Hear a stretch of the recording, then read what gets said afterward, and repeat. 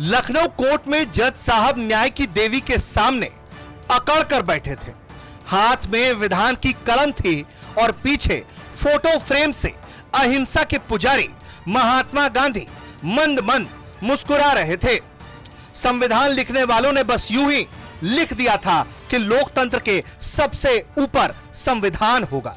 हाथ में तराजू लिए न्याय की देवी को देखकर यह तो भरोसा हो गया कि कानून अंधा जन्मजात नहीं होता, उसके आंखों पर पट्टी बांध दी जाती है।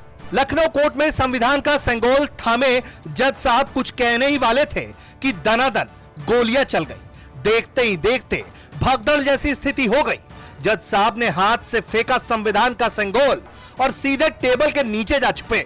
खैर करते भी क्या, खून का इंसाफ मांगने जिस न्याय के मंदिर में लोग पहुंचते हैं, वहीं खून की नदियां बहने लगे तो लोग संविधान के सेंगोल को बचाएंगे या अपनी जान? लाजमी है जान ही बचाई जाएगी। वकील के भेष में एक दो लोग कोर्ट में घुसे, आरोपी को पॉइंट ब्लैंक पर लिया और दबा दिया नाल। मतलब महज कुछ लोगों ने यूपी पुलिस की बंदोबस्ती को, रैपिड एक्शन फोर्स की चौकसी को, पीएससी की फुर्ती को, क्यूआरटी की ताकत को, खुफिया एजेंसियों की निगरानी को बीड़ी बनाकर छलने में उड़ा दिया। सूबे के बड़े बड़े कोतवालों का सारा हिसाब किताब वहां धरा का धरा रह गया। ये कोई पहला मामला रहता तो मान भी सकते थे, लेकिन ये कोई पहला मामला नहीं है। यूपी पुलिस के रणबांकुरों के सामने तीन दुधमुहे आए। अतीक और उसके भाई को गोली मार खुद को उनके हवाले कर दिया। इसका मतलब यह कि इस तरह की प्लानिंग चल रही थी और यूपी पुलिस को फिजा की हवा नहीं थी और नहीं तो उन्हें कोई खास फिक्र नहीं थी। घटना के बाद जब सवाल उठा तो जवाब देते नहीं बन रहा था साहब को। पूछा घटना कैसे घटी तो जवाब क्या मिला, एक बार वो भी सुन लीजिए। अभी हम बताने की स्थिति में नहीं है। हम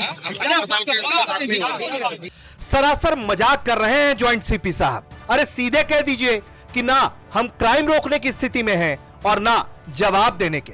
हमारे लिए सबसे बेहतर ड्यूटी है रैली के बैरिकेडिंग के पास 2.5 शेर का पेट लेकर बैठना और रिलैक्स करना।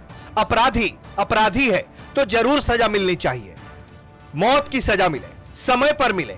अगर बंदूक की नोक पर ही इंसाफ करना है तो बंद कीजिए अदालत, भूल जाइए संविधान और पैदा होते ही हाथ में थमा दीजिए कट्टा और पीटिए रामराज की मुनादी। बाकी सब ठीक ठाक है।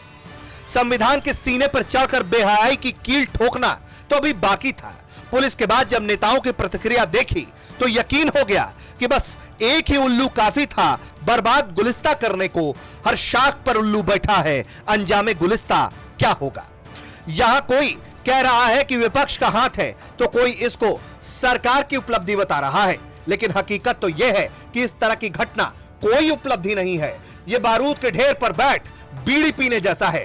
बाकी मुस्कुराइए, आप उत्तम प्रदेश में। ब्यूरो रिपोर्ट, यूपी तक।